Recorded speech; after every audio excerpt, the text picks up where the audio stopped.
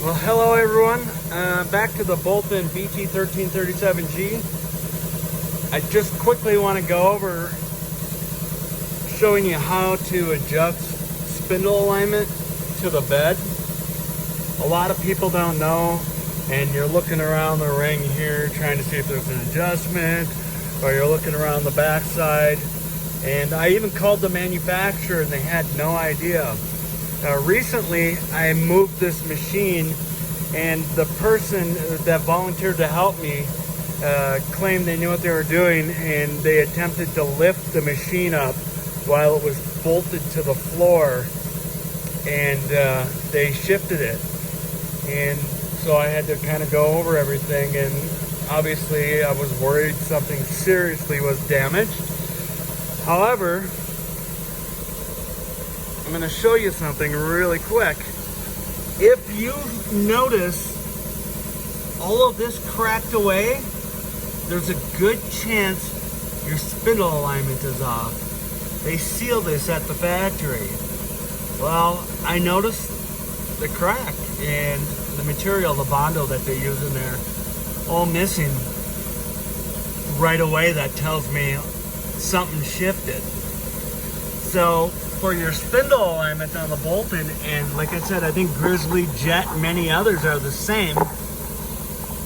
If you loosen, depends on what you need to adjust. What I had a 0.02 taper in this 5-inch stretch, so it was smaller at this end than at this end. So in order to fix that, I had to take this head and shift it out this way.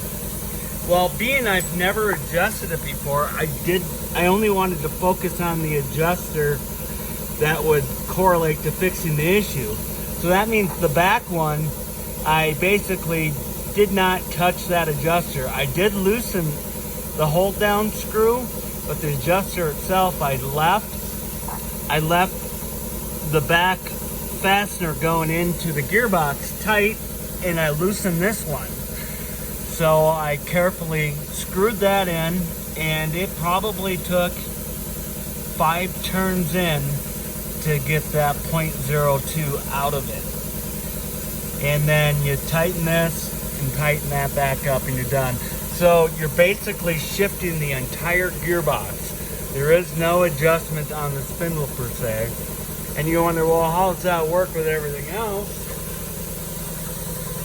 Well, simply, that's why you have belts here. And looks like my gear adjustment, you may have to do a realignment here, but it looks like my mesh is okay here, so I'll leave that alone. How does that affect the shifting of the gears? Well, I'm guessing now that I'm aligned properly, it's probably not a big deal, but leaving it the way it was probably slowly widening the gears. And I did recently have this bearing go out, so that's possible that there was undue tension on there because it was shifted out. So that's quick in how you make your adjustment.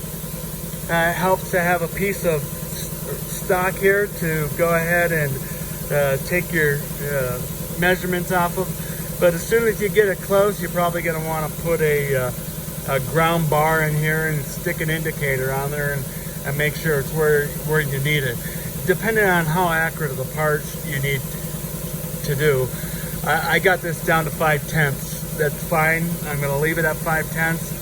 Can I get it dialed in more? I don't know. I hit that point and I said I'm leaving it. Sometimes you get a good thing and you go try and adjust it, and all you do is make it worse. So that's a quick tutorial on how you can do it too. So if you have a Taiwanese or a Chinese made lathe, look for that seam. If it's cracked, you've shifted. If you need to adjust it anyways, because from the factory it's out, look for the seam and then follow it back by the motor. And if you have to, break some of that loose so that you can see what you're doing. And then you can watch the gap. It's quite a bit of movement you're making for a very little result at this end. Thank you for watching, and I hope to make more videos and better quality ones eventually.